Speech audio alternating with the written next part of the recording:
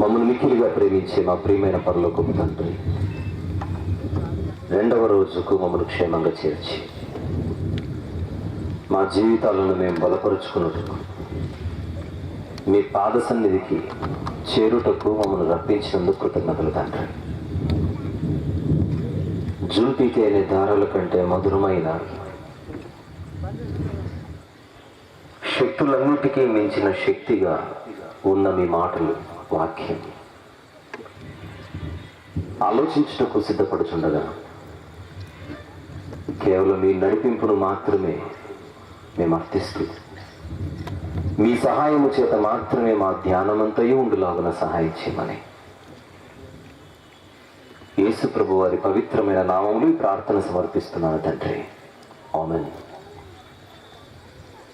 ప్రియమైన దేవుని వర్లారా, రెండవ రోజు సభకు విచ్చేసిన దేవుని ప్రియులైన ప్రతి ఒక్కరికి ప్రభు యేసుక్రీస్తు వారి దివ్యమైన నామములు నా హృదయపూర్వక వందనములు తెలియజేస్తున్నాను. ఈ 4 రోజుల సభలలో బైబిల్లోని ఒక గ్రంథాన్ని ధ్యానించడానికి మనం నిర్ణయించుకొని నిన్నటి దినాన మన ప్రయాణాన్ని ప్రారంభించాం. బైబిల్ ఉన్నవారు, బైబిల్ లేనివారు, చదవగలిగిన వారు, చదవలేనివారు మనసు పెట్టి ఈ మాటలు ఆలకించగలిగితే అందరికీ అర్థమయ్యే పరిస్థితి ఖచ్చితంగా ఉంటుందని సభాముఖంగా నేను తెలియజేస్తున్నాను. నిన్న రాత్రి మనం ప్రారంభించుకున్న గ్రంథం బైబిల్లో ఓబద్య గ్రంథం. సుమారు 5 సంవత్సరాల క్రిందటే ఈ గ్రంథాన్ని నేను వివరించినప్పటికీ అప్పుడు కేవలం 1 గంట వ్యవధిలోనే ఆ గ్రంథాన్ని వివరించవలసి వచ్చినది కనుక ఉన్న సమయం మేరకు ఆ అంశాన్ని మీ ముందుకు తీసుకొని రావడం జరిగింది. అయితే 4 రోజులు మన చేతిలో ఉండడంతో ఈ పుస్తకాన్ని మరింత వివరంగా మాట్లాడుకునే అవకాశం, సమయం మనకున్నది కనుక దాన్ని వినియోగించుకొనొచ్చు ఈ గ్రంథంపై మన ధ్యానాన్ని నిన్న రాత్రి మనం ప్రారంభించుకున్నాం.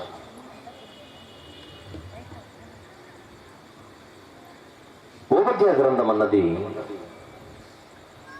పాత నిబంధనలో అన్నిటికంటే అతి చిన్న పుస్తకం. The shortest Bible, the shortest book in the old testament. 21 వచనాలు కలిగి ఒకే ఒక అధ్యాయము కలిగిన ఏకైక పుస్తకం పాత నిబంధనలు. ఎన్ని అధ్యాయాలు ఉన్నాయి, ఎన్ని వచనాలు ఉన్నాయి అన్న దానిని మనము కొలమానంగా తీసుకొని దాని యొక్క ప్రాముఖ్యతను మనం నిర్ణయించడానికి ప్రయత్నం చేస్తే అది మూర్ఖత్వం అవుతుంది. దేవుడు రాయించిన ప్రతి మాట కూడా మనిషికి ఒక ఔషధ మూలిక. ఆ వాస్తవాన్ని మనసులో పెట్టుకుని ప్రతి విషయాన్ని మనము ధ్యానిస్తూ ముందుకు సాగాలి. అదే మనసుతో ఈ 4 రోజుల పాటు ఈ గ్రంథాన్ని, ఒకే అధ్యాయం ఉన్నది కనుక గ్రంథము అనే పదం మనకు ఒక రకంగా అది విచిత్రంగా అనిపించిన ఒక ప్రవక్త చేత వ్రాయబడినటువంటి ఒక పుస్తకం అది.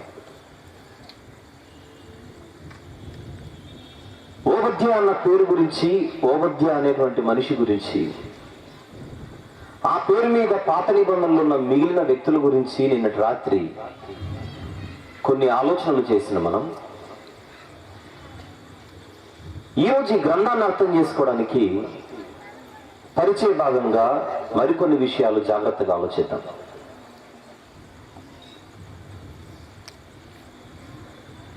ఓబద్య గ్రంథం మనం అర్థం చేసుకోవాలంటే ముందుగా ఈ గ్రంథం ఎవరి గురించి రాయబడింది, ఈ గ్రంథం ఏ కాలంలో వ్రాయబడింది, ఆ 2 ప్రశ్నలకు సమాధానాన్ని ఈ 2వ రోజు రాత్రి మనం సేకరించడానికి ఈ సమాధానాల కొరకు మన ధ్యానాన్ని ప్రారంభిద్దాం. ఈ గ్రంథం ఎవరి గురించి రాయబడిందో అన్న ఒక చిన్న ప్రశ్నకు సమాధానం మనకు మొదటి వచనంలో కనబడుతుంది. బైబిల్ తెరిచి ఓబద్యా గ్రంథము 1వ అధ్యాయం ఉన్నది కనుక ఆ మొదటి వచనాన్ని చూద్దాం. ఓబద్యాకు కలిగిన దర్శనము ఎదోమును గురించి ప్రభువగు యెహోవా సెలవిచ్చున్నది. అంటే ఈ గ్రంథం ఎవరిని గురించి దేవుడు వ్రాయించాడు అని మనం చూస్తే ఎదోము అని కనబడుతుంది. ఎదోము అనగన్నది ఒక దేశం పేరు. ఆ ఎదోము దేశంలో ఉన్నవారు ఎదోమీయులు. ఎవరి ఎదోమీయులు? ఎక్కువ మందికి ఎదోమీయుల గురించి తెలిసే ఉంటుంది, తెలియని వారు కూడా ఉంటారు కనుక వారి కోసం ఒక చిన్న బ్యాక్గ్రౌండ్ ఇన్ఫర్మేషన్ నేను మీకు ఇవ్వాలి. ఇశ్రాయేలీయుల పితరులలో ఒకడిగా పేరుగాంచిన ఇస్సాకు గారి కుటుంబం, అబ్రహాము గారి కుమారుడు ఇస్సాకు. సుమారు 40 సంవత్సరాలప్పుడు ఆయనకు వివాహమైన పిల్లలు లేక వారు బాధపడ్డారు. తర్వాత వారు ప్రార్థిస్తే ఆ ప్రార్థనను దేవుడు ఆలకించి ఇస్సాకు గారి సతీమణైనటువంటి రిబ్కా గారికి దేవుడు గర్భము తెరిచి కవల పిల్లల్ని ఇవ్వడానికి నిర్ణయించుకున్నాడు. ఆమె గర్భంలో 2 పిల్లలు, ఏషావు, యాకోబు. కానీ అన్నదమ్ముల గురించి, వారి చరిత్ర గురించి మనం జాగ్రత్తగా పరిశీలించినప్పుడు గర్భములో ఉన్నప్పుడే వీళ్ళిద్దరూ పెనుగులాడినట్టుగా మనకు వాక్యం చదివిస్తుంది. గర్భంలో ఆ 2 పిల్లలు పెనుగులాడడం చూసి ఆ తల్లి దేవునికి మొరపెట్టింది, ఏంటి ప్రభు ఈ పరిస్థితి అని. దానికి సమాధానం దేవుడు ఏమనిస్తున్నాడో చూద్దాం. బైబిల్ తెరిచి ఓబద్యా గ్రంథంలోనికి ప్రవేశించడానికి మన ముందున్నటువంటి కొన్ని సమస్యలను తొలగించుకుంటూ ముందుకెళ్ళిపోవడానికి చేస్తున్న ప్రయత్నం ఇది. ఆదికాండము 25వ అధ్యాయం. ఆదికాండము 25వ అధ్యాయం 22వ వచనము నుండి చూద్దాం. 21వ వచనంలో రిబ్కా గారు గర్భవతి అయినట్టుగా మనం చూస్తాం. 22, ఆమె గర్భములో శిశువులు ఒకరితోనొకడు పెనుగులాడిరి. అన్నదమ్ముల మధ్య గర్భములోనే చోటు చేసుకుంటున్న గొడవ గనుక ఆమె ఇలాగైతే నేను బ్రతుకుట ఎందుకననుకొని ఈ విషయమై దేవుని అడుగుగా లేదా అడగడానికి వెళ్ళింది. అప్పుడు దేవుడు ఆమెతో ఇట్లా, నేను 2 జనములు నీ గర్భములో కలవు, 2 జనపదములు నీ కడుపులో నుండి ప్రత్యేకముగా వచ్చును. ఒక జనపదము కంటే ఒక జనపదము బలిష్టమై ఉండును. పెద్దవాడు చిన్నవానికి దాసుడవుతాడు. పిల్లలు పుట్టక ముందే దేవుడు వీరి భవిష్యత్తును తెలియజేశాడు. పిల్లలు పుట్టక ముందే ఆ పిల్లల భవిష్యత్తు ఎలా ఉంటుందో, ఆ పిల్లల గర్భాలలో నుంచి రాబోతున్న జనాల పరిస్థితి ఎలా ఉంటుందో ఈ తల్లి గారికి దేవుడు ముందే చెప్పాడు. కొన్ని సందర్భాల్లో మనం దేవుడిని అపార్థం చేసుకుంటూ, దేవుడు చెప్పాడు కనుక వారి భవిష్యత్తు అలా తయారైపోయింది అని, అలా దేవుడు చెప్పకపోయి ఉంటే అలా జరిగేది కాదేమో అని ఆలోచనలు చేస్తూ ఉంటారు. కొన్ని సందర్భాల్లో దేవుడు చెప్పాడు కనుక అది జరిగింది అని ఆలోచించడం కంటే, అలా జరుగుతుంది అన్నది దేవుడు ముందే చెప్పాడు అని ఆలోచించడం వాస్తవాలు తెలుసుకోవడానికి మనకు సులభంగా ఉంటుందనేది మనం గ్రహించాలి. దేవుడు చెప్పాడు కనుక అది జరిగింది, చెప్పకపోయి ఉంటే బాగుండదేమో అని అనుకోవడం కంటే, వీరిద్దరి పరిస్థితి ఇలా ఉంటుందని ముందే చెప్పిన దేవుని గురించి మనం ఆలోచిస్తే, ఆ యాంగిల్లో మనం ఆలోచిస్తే, పెద్దవాడు చిన్నవాడికి దాసుడవుతాడు అన్న ఈ పాయింట్ గురించి నేను మలాఖీ గ్రంథం వివరించేటప్పుడు నేను చెప్పాను. దయచేసి ఆ గ్రంథ వివరణ మీకు అందుబాటులో ఉండి తీసుకున్న తర్వాత వినండి. నేను వేరే విషయాల గురించి మాట్లాడాలి కనుక ఈ కాన్సెప్ట్ పై ఎక్కువ నేను ఇక్కడ టైం స్పెండ్ చేయదలుచుకోలేదు.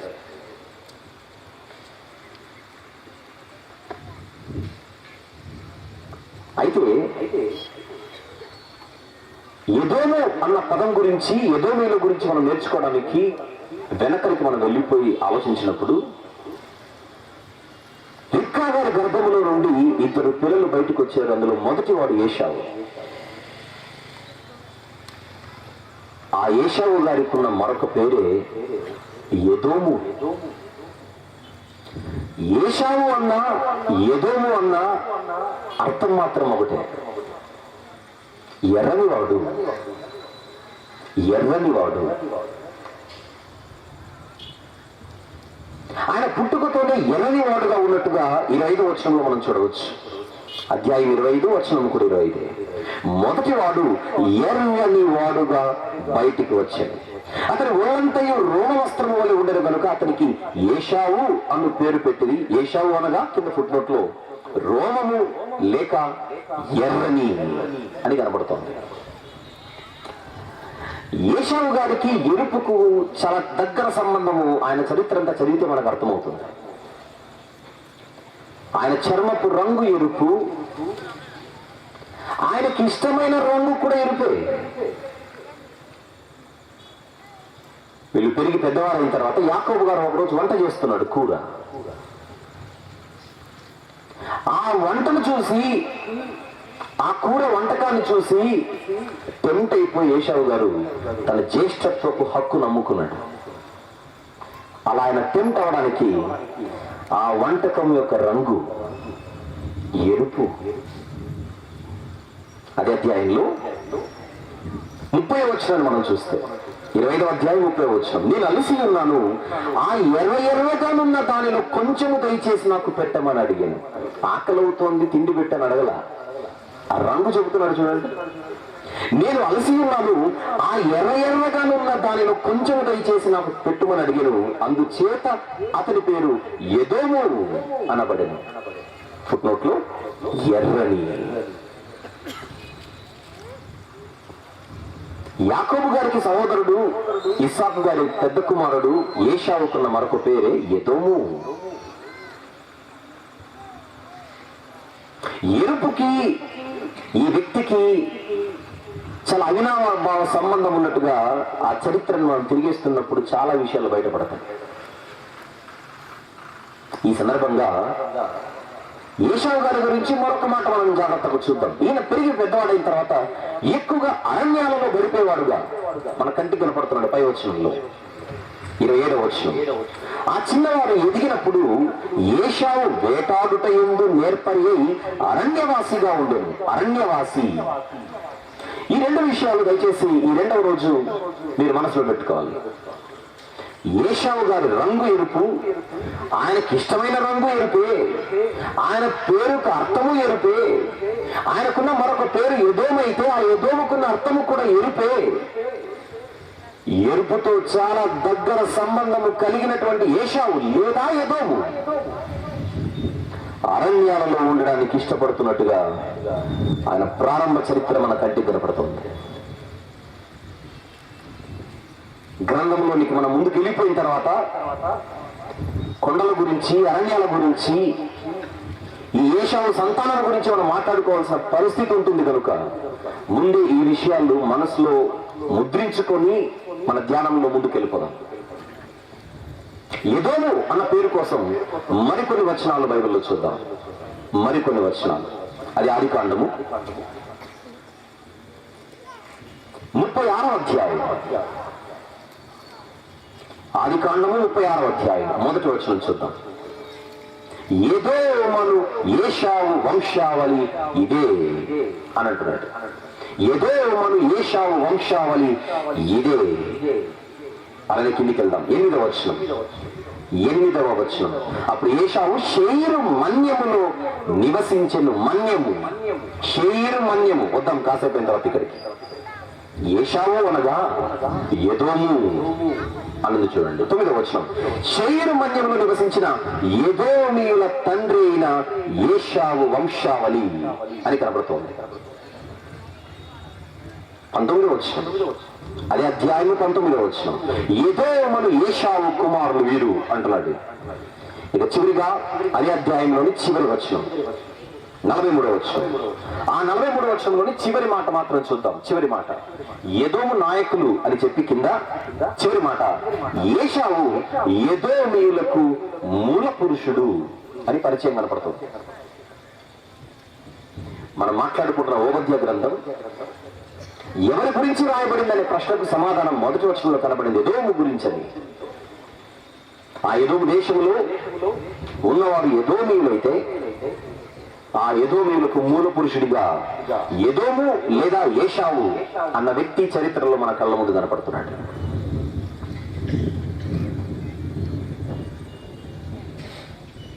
ఇక వీళ్ళ గురించి, ఎదోమీయుల గురించి నేను మరికొన్ని విషయాలు చెప్పే ముందుగా ఈ పరిచయ భాగంలో ఓబద్య గ్రంథం అనేది ఇంతకెప్పుడు రాయబడింది, ఎవరి కోసం రాయబడింది, లేదా ఎవరి గురించి రాయబడింది అన్న ప్రశ్నకు సమాధానం ఎదోమీయుల గురించని, ఆ ఎదోమీయులు ఇంతకు ఎవరు, ఎవరి గర్భం నుంచి వచ్చారు అన్న ప్రశ్నకి మనకు ఏశావు గారు కనపడుతున్నారు. ఏశావు గారి పిల్లలు ఎదోమీయులైతే ఆయన తమ్ముని పిల్లలు ఇశ్రాయేలీయులు, అంటే యాకోబు పిల్లలు. ఇటు ఎదోమీయులు కానీ అటు ఇశ్రాయేలీయులు కానీ వీళ్ళిద్దరూ వరుసకేమవుతారని అడిగితే అన్నదమ్ముల పిల్లలు, సోదర జనాంగం. ఎదోమీయులకు ఇశ్రాయేలుకు చాలా దగ్గర రిలేషన్ ఉన్నట్టుగా వారి వరుసను లేకపోతే వారి అనుబంధాన్ని, బంధుత్వాన్ని మనం చూస్తే మనకు అర్థమైపోతుంది.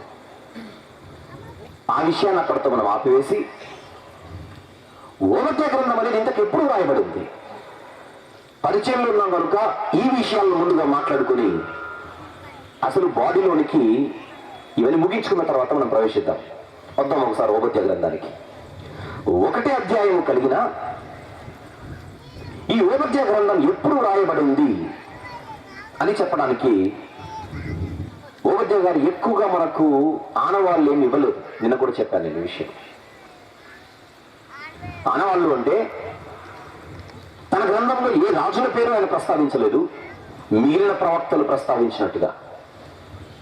ఒకవేళ గ్రంథంలో ఏ రాజుల పేరైనా, ఏ రాజుల పేర్లు ఏవైనా ఉంటే పలానా రాజుగారి కాలంలో ఆయనకి దర్శనం వచ్చింది అని మనము వెంటనే ఆయన కాలాన్ని మనము ఈ కాలంలో ఆయనకి దర్శనం వచ్చిందని నిర్ధారించవచ్చు. ఉదాహరణకు ప్రవక్త అయిన యెషయా గారు, ఎందరో ప్రవక్తల గురించి మాట్లాడవచ్చు కానీ ఒక ప్రవక్త గురించి బాగా మనకు తెలిసిన ప్రవక్త కనుక యెషయా గారు ఎప్పుడు ఆయనకు దేవోక్తి లేదా దర్శనాలు వచ్చాయో తన గ్రంథంలో చెప్పడం మనం చూద్దాం ఒకసారి. 1వ అధ్యాయం 1వ వచనం. 1వ అధ్యాయం 1వ వచనం. ఉజ్జియా ఆయన ఒక రాజు, యోతాము ఆయన మరొక రాజు, ఆహాజు ఆయన మరొక రాజు, హిజ్కియా. ఈ యూదా రాజుల దినములలో యూదాను గూర్చియు యెరూషలేమును గూర్చియు ఆమోజు కుమారుడు యెషయాకు కలిగిన దర్శనం. ఇంతగా ఆయనకి ఎప్పుడు వచ్చింది దర్శనం, ఎప్పుడు వచ్చాయి ఆ దర్శనాలు అని ప్రశ్నిస్తే యెషయా గ్రంథంలో ఆ రాజుల పేర్లు మన కంటి కనపడుతున్నాయి కనుక వెంటనే యెషయా గారు ఏ కాలానికి చెందినవాడో మనం వెంటనే చెప్పేయచ్చు. కానీ అలాంటి క్లూజ్ ప్రవక్త అయిన ఓబద్య గారు మనకి ఇవ్వలేదు. ఇవ్వనప్పటికీ కొన్ని సందర్భాలు ఆ అధ్యాయంలో కొన్ని విషయాలు కాలాన్ని నిర్ధారించడానికి మనకు సహాయపడుతున్నట్టుగా ఆ అధ్యాయంలో మన కంటికి కనబడతాయి. ఆ వచనాల్లో 10, 11 వచనాలు, అందులో ముఖ్యంగా 11వ వచనం కాలాన్ని నిర్ధారించుకోవడానికి ఒక 2 వచనాల సహాయాన్ని మనం తీసుకుందాం పుస్తకంలో. దయచేసి ఓబద్య గ్రంథానికి రండి. 10, 11 వచనాలు చూద్దాం. 10. నీ సహోదరులైన యాకోబు సంతతికి నీవు చేసిన బలాత్కారమును బట్టి నీవు అవమానము నొందుదు అన్న మాటలో ఎదోమీయులు యాకోబు సంతతి అయినటువంటి ఇశ్రాయేలులకు ఏదో అన్యాయం చేశారు, ఏదో బలాత్కారానికి పాల్పడ్డారు అని ఒక చిన్న విషయం మనకు అర్థమవుతుంది. 11 కొద్దాం, ఏం చేశారో చూద్దాం. నీవు పగవాడవై నిలిచిన దినమందు, నెక్స్ట్ జాగ్రత్తగా చూద్దాం. పరదేశులు వారి ఆస్తిని పట్టుకొని పోయిన దినమందు, అన్యులు వారి గుమ్మములలోనికి చొరబడి యెరూషలేము మీద చీట్లు వేసిన దినమందు నీవును వారితో కలుసుకుంటివి కదా. అంటే యూదుల మీదికి లేదా యెరూషలేము మీదికి చరిత్రలో ఎప్పుడో ఎక్కడో ఏ సందర్భంలోనో దాడి జరిగింది. ఆ దాడి చేసిన వారు పరదేశులు లేదా అన్యులు. ఆ అన్యులు యూదుల మీద దాడి చేసినప్పుడు, ముఖ్యంగా యెరూషలేము మీద దాడి చేసినప్పుడు, వారు దాడి చేసి వెళ్ళిపోకుండా వెళ్ళిపోతూ వారి ఆస్తిని కూడా పట్టుకొని పోయినట్టుగా 11వ వచనంలో మన కళ్ళ ముందు కనపడుతోంది. అందరూ గమనించడానికి మరొకసారి చదువుతున్నాను. 11వ వచనం, నీవు పగవాడవై నిలిచిన దినమందు, పరదేశులు వారి ఆస్తిని పట్టుకొని పోయిన దినమందు. పరదేశులు ఎవరో యెరూషలేముపై దాడి చేసి వెళ్ళిపోతూ ఆస్తిని కూడా తీసుకొని వెళ్ళిపోయారు. ఆ పరదేశులు అన్యులు. ఆ అన్యులు వారి గుమ్మములోనికి చొరబడి యెరూషలేము మీద చీట్లు వేసిన దినమందు నీవును వారితో కలుసుకుంటివి కదా.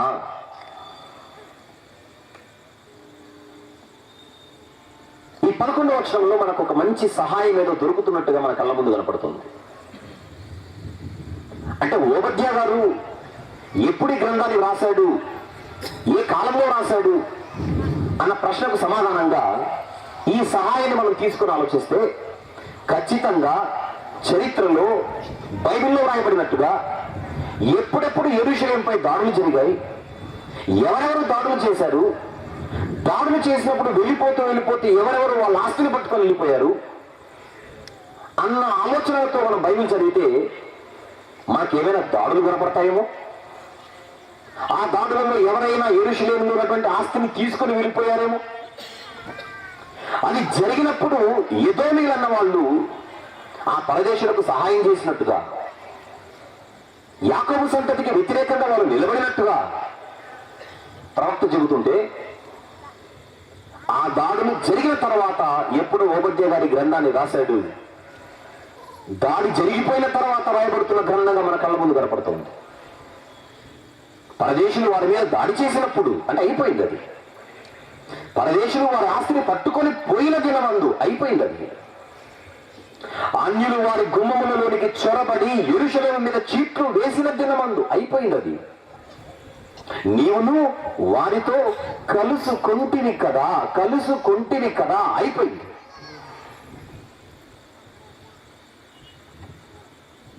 అక్కడ దొరికిన ఒక కీలకమైనటువంటి ఆధారంతో ఇప్పుడు కాలాన్ని పట్టుకోవడానికి మనం ప్రయాణం చేద్దాం.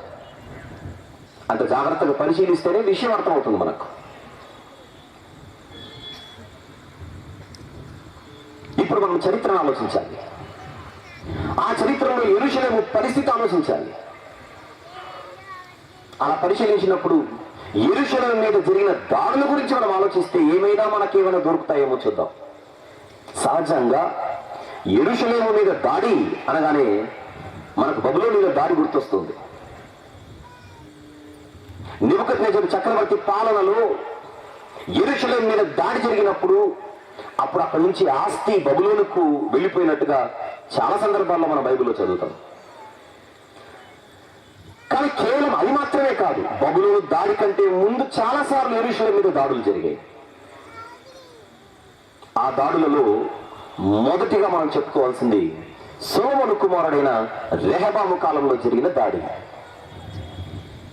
ఈ బబులోను దాడి అనే పేరు చెప్పలేదు కనుక మిగిలిన దాడుల గురించి కూడా మనం ఆలోచించక తప్పదు. ఇప్పుడు ఓబద్యా గారు ఒకవేళ కల్దీయులు లేదా బబులోనీయులు యెరూషలేముపై దాడి చేసినప్పుడు నువ్వు వారికి సహాయం చేశావు కదా అని అంటే మిగిలిన దాడుల గురించి ఆలోచించవలసిన అవసరం ఉండేది కాదు. ఆయన పేరు చెప్పలేదు కనుక, అది ఏ దాడో స్పష్టమైనటువంటి ప్రస్తావన చేయలేదు కనుక ఖచ్చితంగా మిగిలిన దాడుల గురించి కూడా మనం ఆలోచించాలి. అప్పుడు మాత్రమే అది ధర్మబద్ధమైన పరిశోధన అవుతుంది. ఇంతకు ముందు నేను ఓబద్యా గ్రంథం చెప్పినప్పుడు రెహబాము కాలంలో జరిగిన దాడి గురించి నేను చెప్పలేదు. అప్పుడు నాకున్న సమయాన్ని బట్టి. ఇప్పుడు చక్కగా మనం అన్ని విషయాలు మాట్లాడుకునే అవకాశం, సమయం మనకుంది కనుక ఖచ్చితంగా మాట్లాడుకుందాం. ముందుగా సొలొమోను కుమారుడైన రెహబాము పాలనలో యెరూషలేము మీద జరిగిన ఒక దాడి, అది ఐగుప్తీయుల దాడి. అప్పుడు ఐగుప్తు రాజుగా ఒక ఆయన ఉండేవాడు, ఆయన పేరు షీషకు. ఏం పేరు ఆయన పేరు? షీషకు అనే రాజు, ఫరో. ఆ ఐగుప్తీయుడు తన సైన్యాన్ని తీసుకొని వచ్చి యెరూషలేము మీద దాడి చేసి వెళ్ళిపోతూ ఆస్తిని పట్టుకొని పోయినట్టుగా బైబిల్లో మనం చూడగలం. చెప్తాం ఒకసారి ఆ సందర్భాన్ని. రాజుల మొదటి గ్రంథము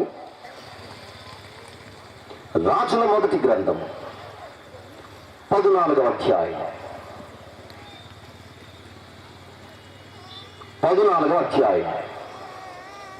25-26 వచనాలు చూద్దాం. 25-26 వచనములు.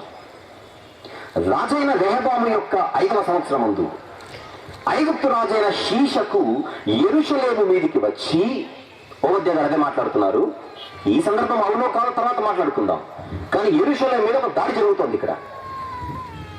ఐగుప్తు రాజైన షీషకు యెరూషలేము మీదికి వచ్చి యెహోవా మందిరపు ఖజానాలోని పదార్థములను, రాజనగరి యొక్క ఖజానాలోని పదార్థములను ఎత్తుకొని పోయెను. అతడు సమస్తమును ఎత్తుకొని పోయెను. సొలొమోను చేయించిన బంగారపు డాళ్లను అతడు ఎత్తుకొని పోయెను. ఆస్తి పట్టుకొని పోయారు అంటున్నాడు ఓబద్యా గారు. ఇది క్రీస్తు పూర్వం సుమారు 926లో జరిగినటువంటి దాడి. క్రీస్తు పూర్వం సుమారు 926లో జరిగినటువంటి దాడి.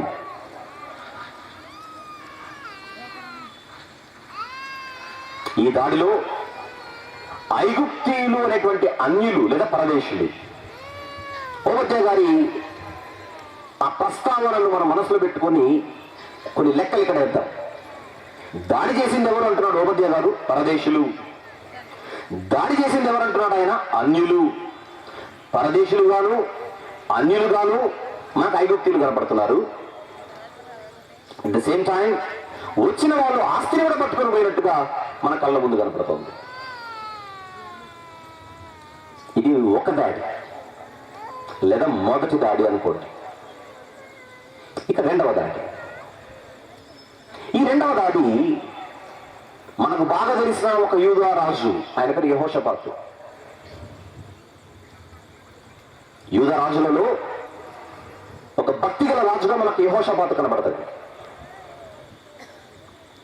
దావీదు వంశం. దావీదు గారి కుమారుడు సొలొమోను, సొలొమోను గారి కుమారుడు రెహబాము. ఇప్పుడు చూశారు, రెహబాము కుమారుడు అబియా, మంచివాడు కాదు. అబియా కుమారుడి పేరు ఆసా, భక్తి గలవాడు. ఆ ఆసా కుమారుడు యెహోషాపాతు, ఈయన భక్తి గలవాడే. ఇదంతా దావీదు వంశం. ఆ యెహోషాపాతు కడుపున ఒక కుమారుడు పుడతాడు, తన పేరే యెహోరాము. యెహోరాము తన తండ్రి భక్తి గలవాడు యెహోషాపాతు, తన తాతగారు భక్తి గలవాడు ఆసా, తన పితరుడు భక్తి గలవాడు దావీదు. అలాంటి గొప్ప గొప్ప భక్తులున్న వంశములో ఒక నీచ నికృష్టుడు పుట్టాడు. పుట్టినప్పుడు నికృష్టుడు అన్నట్లా, అతని చరిత్ర జరిగితే అంత భయంకరమైనటువంటి చరిత్ర యెహోరాముది. ఆ యెహోరాము కాలంలో దేవుడు యెరూషలేమును అలాగే యూదులను కొందరు పరదేశులకు అప్పగించేస్తాడు. వారిలో ఒకరు ఫిలిస్తీయులు, 2 అరబ్బీయులు. యూదా రాజైన యెహోరాము కాలంలో ఫిలిస్తీయులు, అరబ్బీలు కలిసి మూకుమ్మడిగా యెరూషలేము మీద దాడి చేసినట్టుగా మన బైబిల్లో చూడగలం. ఇంతకుముందు మనం చూసిన రాజుల గ్రంథం 1వ అధ్యాయం 14వ వచనంలో ఉన్నది ఐగుప్తీయుల దాడి. ఒకవేళ దాని గురించి మీరు దినవృత్తాంతంలో కూడా చూడాలనుకుంటే దినవృత్తాంతంలో 2వ గ్రంథము 12వ అధ్యాయం 1 నుంచి 12 వచనాలు రాసుకోండి. ఐగుప్తీయుల దాడి కోసం మనకు వచనం ఇస్తున్నాను. దినవృత్తాంతముల 2వ గ్రంథము 12వ అధ్యాయము 1 నుంచి 12 వచనాలు. ఇప్పుడు 2వ దాడి కోసం మనం ముందుకెళ్దాం. 2వ దాడి దినవృత్తాంతముల 2వ గ్రంథం, దయచేసి దినవృత్తాంతముల 2వ గ్రంథము 21వ అధ్యాయం 20 1వ అధ్యాయం 16-17 వచనములు చూద్దాం. 16-17 వచనములు. మరియు యెహోవా యెహోరాము మీదికి ఫిలిష్తీయులను కూషీయుల చేరువనున్న అరబ్బీయులను రేపగా వారు యూదా దేశం మీదకి వచ్చి దానిలో చొరబడి రాజనగరం నందు దొరికిన సమస్త పదార్థములను అతని కుమారులను భార్యలను పట్టుకొని పోయిరి. వచ్చిన వారు దాడి చేసి వెళుతూ వెళుతూ ఆస్తిని పట్టుకొని వెళుతున్నట్టుగా మనం చూస్తున్నాం. ఇది రాజైన యెహోరాము కాలంలో జరిగిన దాడి.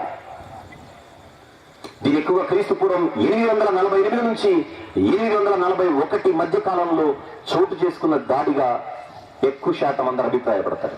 క్రీస్తు పూర్వం 848 నుండి 841 మధ్య కాలంలో చోటు చేసుకున్న దాడిగా, యెహోరాము పాలనలో జరిగిన పరదేశుల దాడిగా, దండయాత్రగా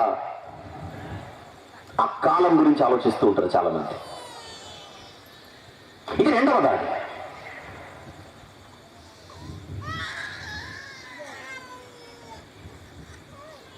రెండు దాడులు మాట్లాడుకున్న మనం 3వ దాడిలోనికి వెళ్తాం. యూదా రాజులలో మరొక రాజు కనబడతాడు. ఈ రాజు పేరు అమజ్యా. క్రీస్తు పూర్వం సుమారు 790. ఆ మధ్య కాలంలో ఈ 3వ దాడి గురించి మనం ఎక్కువగా ఆలోచించాల్సిన అవసరం లేదు. కారణం, యూదుల మీదకి ఇశ్రాయేలీల దాడి జరుగుతుంది. తెలియని వారు కన్ఫ్యూజ్ అవ్వకండి. యూదుల మీదకి ఇశ్రాయేలీల దాడి అనుకుంటున్నారేమో. అప్పటికే రాజ్యం విభజింపబడి ఉత్తర రాజ్యంగా, దక్షిణ రాజ్యంగా 2 వేర్వేరు రాజ్యాలుగా ఇశ్రాయేలీల రాజ్యం, యూదుల రాజ్యం నడుస్తున్న కాలం అది. అప్పుడు ఇశ్రాయేలీలు అంటే 10 గోత్రాల వారు. ఆ 10 గోత్రాల వారికి ఒక రాజు ఉండేవాడు. తన పేరు యెహోయాషు. తన పాలన ఏదో తను చేసుకుంటున్నాడు. కానీ అప్పుడు యూదాకు రాజుగా ఉన్నటువంటి అమజ్యా అక్కడున్న ఇశ్రాయేలీలు రాజు అయినటువంటి యెహోయాషును రెచ్చగొట్టి, మా ఇద్దరిలో ఎవరు సత్తా గలవారో చూసుకుందాం రా అని సవాలు విసురుతాడు. యెహోయాషు అనవసరంగా మా ఇద్దరి మధ్య గొడవలు ఎందుకు, నీకు కొంచెం ఓవర్ కాన్ఫిడెన్స్ ఎక్కువైంది, అనవసరంగా తొందరపడి నాతో మాత్రం పెట్టుకోకు, తర్వాత నీ తోలు ఉంచాల్సి వస్తుంది, జాగ్రత్త అని అంటాడు యెహోయాషు. అయినా రాజీ పడకుండా నువ్వు నేను చూసుకుందాం రా అని మళ్ళీ సవాలు విసిరేసరికి తప్పనిసరి పరిస్థితులు యెహోయాషు యెరూషలేము మీదకి దాడికి వస్తాడు. కానీ దాడి చేస్తున్నది సాక్షాత్తు 10 గోత్రాల వారు. ఓబద్య గ్రంథంలో పరదేశులు, అన్యులు అని ఉన్నారు కనుక ఈ దాడి గురించి మనం ఎక్కువగా మాట్లాడుకోవాల్సిన అవసరం లేదు. కానీ దాడి అయితే జరిగింది. ఈ దాడిలో కూడా యెరూషలేము నుండి ఆస్తి బయటికి వెళ్ళిపోయింది. ఆస్తి బయటికి వెళ్ళిపోయిన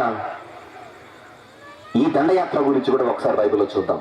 బైబిల్ తెరిచి సుమారు క్రీస్తు పూర్వం 790లో చోటు చేసుకున్నటువంటిది ఇది. రాజుల 2వ గ్రంథము 14వ అధ్యాయం.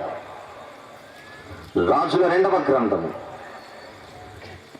14వ అధ్యాయం 8 నుండి 14 వచనాలు మీరు రాసుకోవాలి. 8 నుంచి 14. మనం డైరెక్ట్ గా కాన్సెప్ట్ లోకి వెళ్ళిపోదాం. మనకు అవసరమైన వచనం దగ్గరికి వెళ్దాం. 13-14 వచనాలు చూద్దాం. మరి ఇశ్రాయేలు రాజైన యెహోయాషు అహజ్యాకు పుట్టిన యోవాషు కుమారుడైన అమజ్యా అను యూదా రాజును బేత్షెమెషు దగ్గర పట్టుకుని యెరూషలేములకు వచ్చి ఎఫ్రాయిము గుమ్మము మొదలుకొని మూల గుమ్మము వరకు యెరూషలేము ప్రాకారమును 400 మూరల పొడుగున పడగొట్టెను. మరియు దేవుని మందిరము నందును రాజనగరు నందును కనబడిన బంగారము, వెండి మొదలైన సమస్త వస్తువులను పట్టణస్థులలో కుదురు పెట్టబడిన వారిని తీసుకుని షోమ్రోనునకు వచ్చెను. ఈ దాడిలో కూడా, ఈ దండయాత్రలో కూడా ఆస్తి బయటికి వెళ్ళిపోతుంది. ఓబద్య గారి గ్రంథంలో ఎదోమీయులు దాడి చేసిన వారికి సహాయం చేశారు అన్న ఆరోపణ ఎదోమీయుల మీద దేవుడు చేస్తున్నాడు. కానీ దాడి చేసిన వారు అన్యులు అని స్పెసిఫిక్ గా ఆయన చెప్పడంతో ఈ సందర్భంలో అమజ్యా గారి కాలంలో దాడి చేసింది సాక్షాత్తు 10 గోత్రాల వారు కనుక, ఇశ్రాయేలీలు కనుక ఇక్కడ దాడి జరిగిన ఈ దాడిలో ఆస్తి బయటికి వెళ్ళిపోతున్నా దీన్ని మనం ఎక్కువగా లెక్కల్లో తీసుకోవట్లేదు. కారణం వీళ్ళు అన్యులు కాదు కనుక. కానీ చరిత్రలో యెరూషలేంపై జరిగిన మరొక దాడి, మూడవ దాడి. రెహబాము కాలంలో ఐగుప్తీయులు, యెహోరాము కాలంలో అరబ్బీయులు మరియు ఫిలిస్తీయులు, అమజ్యా కాలంలో సోదర జనాంగమైన ఇశ్రాయేలీయులు. ఇక ఖచ్చితంగా చరిత్రలో చెప్పుకోదగిన భయంకరమైన దాడే, ఈ దాడులన్నిటికంటే పెద్ద దాడే క్రీస్తు పూర్వం 586లో బబులోనీయులు యెరూషలేంపై చేసిన భయంకరమైన, భీకరమైన, బీభత్సమైన దాడి. చాలా వచనాలు ఉంటాయి మనకు దీని గురించి. ఒకటైతే చూద్దాం. ఇర్మియా గ్రంథం 52వ అధ్యాయం. ఇర్మియా గ్రంథం 52వ అధ్యాయం.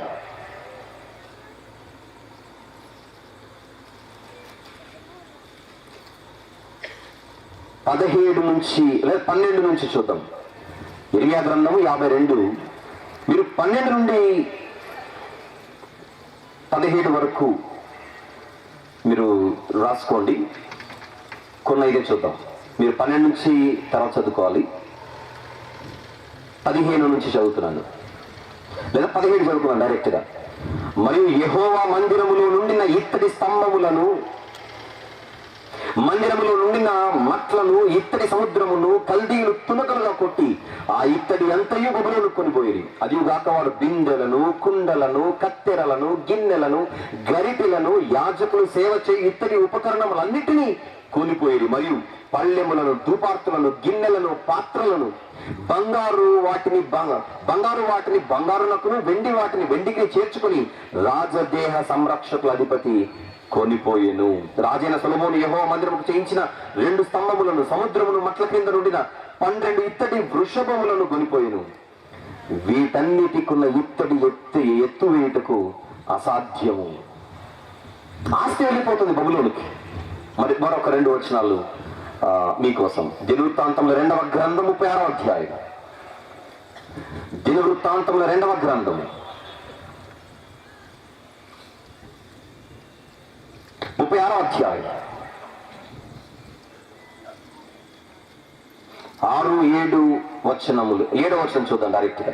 మరియు నెబుకద్నెజరు యెహోవా మందిరపు ఉపకరణములో కొన్నిటిని బబులోనుకు తీసుకొని పోయి బబులోనులో ఉన్న తన గుడిలో ఉంచింది. ఇర్మియా గ్రంథంలో ఎక్కువ మనకు కనబడుతుంది. దానియేలు గ్రంథం 1వ అధ్యాయము 1, 2, 3 వచనాల్లో కూడా ఈ ప్రస్తావన మీ కంటికి కనపడుతుంది. దానియేలు గ్రంథం 1వ అధ్యాయం 1, 2, 3 వచనాల్లో కూడా, రాజుల గ్రంథాల్లో కూడా మనకి ఈ విషయం కనపడుతుంది. 2వ గ్రంథంలో 4 దండయాత్రలు కనబడుతున్నాయి. ఈ 4 దండయాత్రలలో 3వ దాన్ని మనం పక్కకు పెట్టేస్తున్నాం. వాళ్ళు అన్యులు కాదు కనుక దాడి చేసిన వారు. ఇక మిగిలిన 3 లేదా మిగిలిన 3 దాడులే. 1 రెహబాము కాలం, 2 యెహోరాము కాలం, 3 నెబుకద్నెజరు కాలం. కానీ గ్రంథం ఎప్పుడు రాయబడిందంటే దండయాత్ర జరిగిన తర్వాత. అది మనం గమనించుకోవాలి. దాడి జరిగిన తర్వాత గ్రంథం రాయబడింది. అంటే మొదటి దాడి జరిగిన తర్వాత అయినా రాయబడి ఉండాలి, 2వ దాడి జరిగిన తర్వాత అయినా రాయబడి ఉండాలి, లేదా 3వ దాడి జరిగిన తర్వాత అయినా రాయబడి ఉండాలి. కానీ ఓబద్య గ్రంథంలో ఎదోమీయులపై దేవుడు చేసిన ఆరోపణలు కానీ, పైపెచ్చు ఓబద్య గ్రంథంలో చెప్పబడిన విషయాలు మనకి ఇర్మియా గ్రంథంలో కూడా చాలా చక్కగా చెప్పబడతాయి. ప్రత్యేకించి ఓబద్య గ్రంథంలో 1వ వచనం నుండి 9వ వచనం వరకు ఉన్న ప్రస్తావన ఏదైతే ఉన్నదో మనకి ఇర్మియా గ్రంథంలో కూడా కనపడుతుంది. మనం రేపొద్దాం అక్కడికి. ఓబద్య గారు చెప్పినదే ఇర్మియా గారు చెప్పినట్టుగా, పోనీ ఇర్మియా గారు చెప్పిందే ఓబద్య గారు చెప్పినట్టుగా, ఆ 2 దగ్గర ఆ మాటలు, ఆ ప్రస్తావన అంతా మిగిలిన ప్రవక్తలు కూడా ఓబద్య గారు సెలవిచ్చిన మాటలే. అవన్నీ మనం చూస్తున్నప్పుడు ఎదోమీయుల పాపం పండిపోయినంత తీవ్రంగా ఈ ప్రవక్తలు మాట్లాడుతున్నప్పుడు ఆ విషయాలు చూస్తే ఇది ఖచ్చితంగా రెహబాము కాలంలో జరిగిన దాడి అయితే కాదు అని అనిపిస్తుంది. ఎందుకు? రెహబాము కాలం తర్వాత ఇంకా చాలా కాలం ఎదోమీయులు వారి యొక్క ప్రస్తావన ముందుకు సాగింది చరిత్రలో.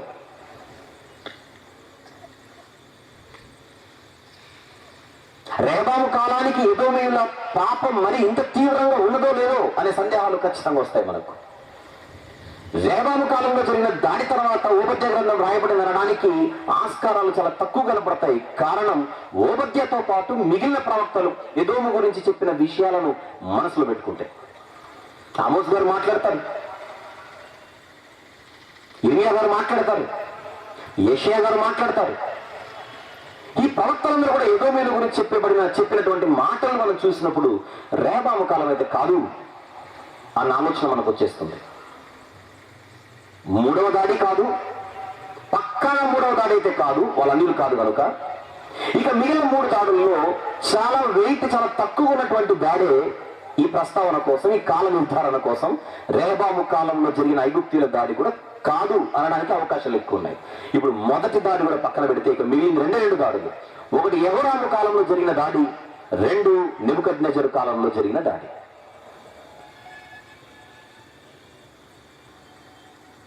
క్రైస్తవ ప్రపంచంలో నెబుకద్నెజరు దాడి తర్వాత ఓబద్యా గ్రంథం రాయబడింది అని చెప్పేవాళ్ళు ఎంతమంది ఉన్నారు? కాదు, యెహోరాము కాలంలో జరిగిన దాడి తర్వాతనే గ్రంథం రాయబడింది అని చెప్పేవాళ్ళు కూడా అంతే ఉన్నారు. 50-50. యెహోరాము కాలంలో జరిగిన దాడి తర్వాతనే ఓబద్యా గ్రంథం రాయబడింది అని చెప్పేవాళ్ళు ఏ కారణాన్ని బట్టి ఓబద్యా గ్రంథానికి యెహోరాము కాలంలో జరిగిన దాడి తర్వాత రాయబడిందని వాళ్ళు చెప్పడానికి సిద్ధపడతారో మనం చూడగలిగితే, ఓబద్యా గ్రంథంలో యెరూషలేము యొక్క సమూల నాశనం గురించి ఓబద్యా గ్రంథంలో చెప్పబడలేదు. సమూల ధ్వంసం, కంప్లీట్ గా సర్వనాశనం. బబులోనీయుల దాడిలో యెరూషలేము మొత్తం కుప్పకూలిపోతుంది మనకు తెలుసు. తర్వాత 70 సంవత్సరాల పాటు విశ్రాంతి దినాలు అనుభవించినట్టుగా మనం చరిత్రలో చూస్తాం. కానీ ఆ ప్రస్తావన ఓబద్యా గారు చేయలేదు. యెరూషలేము ఏదైతే దాడి జరిగింది, యెరూషలేములో ఉన్న ఆస్తి బయటికి వెళ్ళిపోయిందని చెప్పాడే కానీ ఆ టైంలో ఎదోమీయుల శత్రువులకు, యాకోబు శత్రువులు అంటే ఇశ్రాయేలు శత్రువులకు సహాయం చేశారు. ముఖ్యంగా యూదులు, ఇశ్రాయేల్ అంటే వాళ్ళు కన్ఫ్యూజ్ అవ్వకండి. యూదుల శత్రువులకు ఎదోమీయులు సహాయం చేశారని చెప్పాడే కానీ యెరూషలేముపై బబులోనీయుల దాడి అన్న పేరు పెట్టలేదు, కల్దీయుల దాడి అని పేరు పెట్టలేదు, నెబుకద్నెజరు పేరు ప్రస్తావించలేదు. పైపెచ్చు యెరూషలేము కంప్లీట్ గా కొలాప్స్ అయిపోతుందని మాత్రం ఓబద్యాలో చెప్పలేదు. మిగిలిన ప్రవక్తలు అయితే దాదాపుగా ఆ విషయాలని చెప్పేశారు. యెరూషలేము కుప్పకూలిపోతుందని చెప్పేశారు బబులోనీయుల చేతిలో. మిగిలిన ప్రవక్తలు ప్రస్తావించినట్టుగా స్పష్టమైన ప్రస్తావన నెబుకద్నెజరు గురించి కానీ, కల్దీయుల గురించి కానీ, బబులోనీయుల గురించి కానీ, యెరూషలేము సమూల ధ్వంసం గురించి కానీ ఓబద్యా గారు చెప్పలేదు కనుక ఖచ్చితంగా ఆయన మాట్లాడుతున్నది నెబుకద్నెజరు దాడి తర్వాత కాదు, యెహోరాము కాలంలో జరిగిన ఫిలిష్తీయుల దాడి, అరబ్బీయుల దాడి తర్వాతనే అని ఓటేసేవాళ్ళు క్రైస్తవ ప్రపంచంలో ఒక 50% మంది.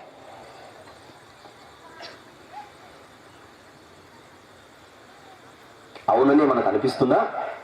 ఒకవేళ యెహోరాము కాలంలో జరిగినటువంటి దాడి తర్వాత ఈ గ్రంథం రాయబడిందంటే సుమారు క్రీస్తు పూర్వం 845 అని మనం ఒక లెక్క వేయచ్చు. అక్కడికి ఎప్పుడు రాయబడింది అనడానికి. అయితే ఓబద్యా గ్రంథంలో ఓబద్యా గారు ఏం మాట్లాడారు, ఇర్మియా గారు ఎదోమీయుల గురించి దాదాపుగా అదే మాటలు తీసుకుని వచ్చి ఆయన మాట్లాడతారు.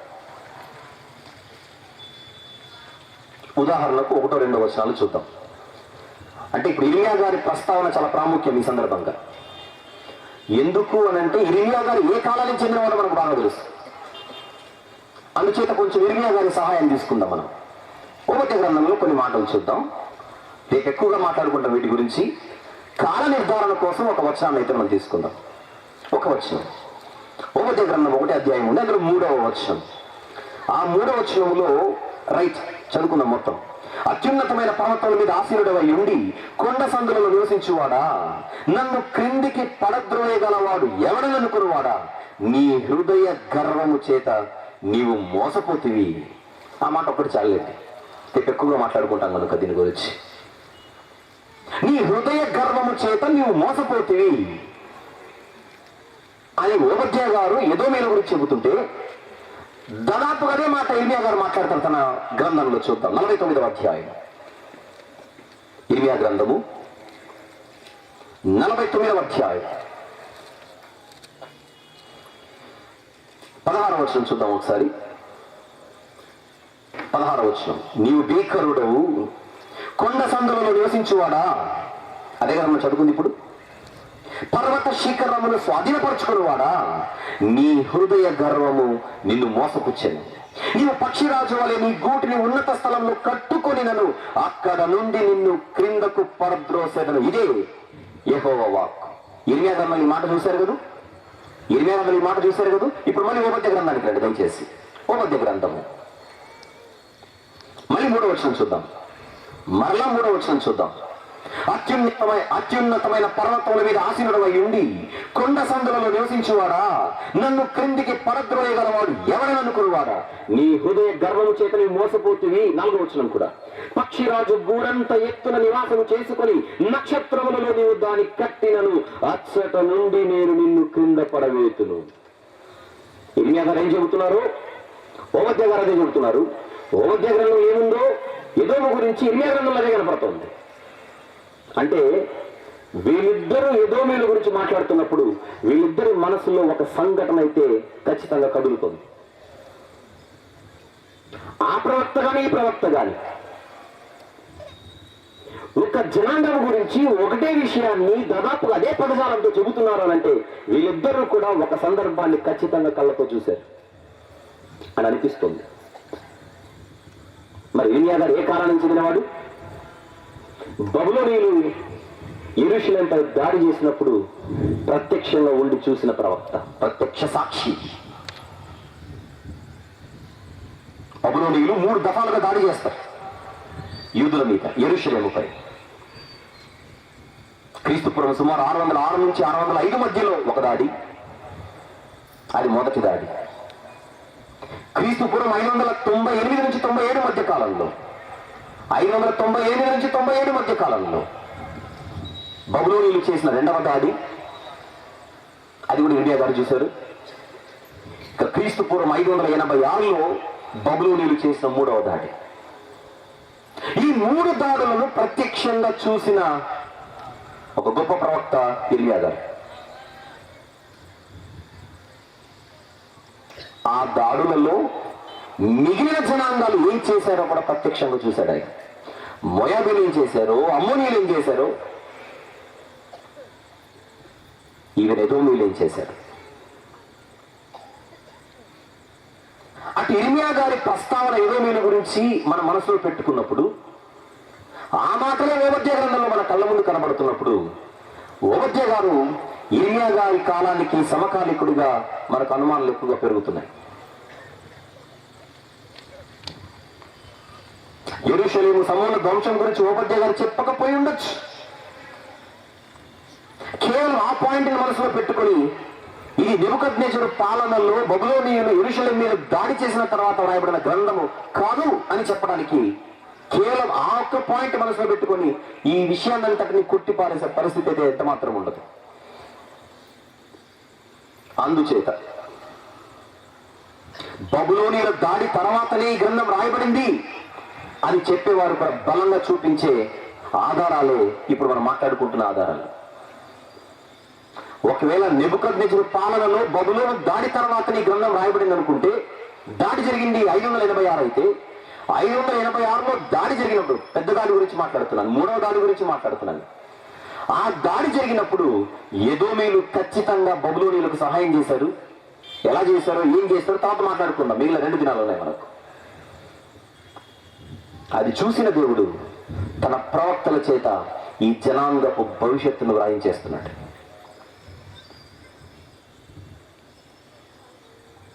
అది మనసులో పెట్టుకుంటే 586 తర్వాత నీ గ్రంథం రాయబడింది అని చెప్పుకుంటే, 586లో దాడి జరిగిన తర్వాత దేవుడు మోయాబీల గురించి కూడా మాట్లాడాడు. ఇదే కర్నూలులో మోయాబీల గురించి మాట్లాడాను కొద్ది కాలం క్రితం. చరిత్రలో దేవుని తీర్పులు అన్న శీర్షికలో మోయాబీల గురించి మాట్లాడాను. అప్పుడు ఈ దాడి గురించి మాట్లాడాను.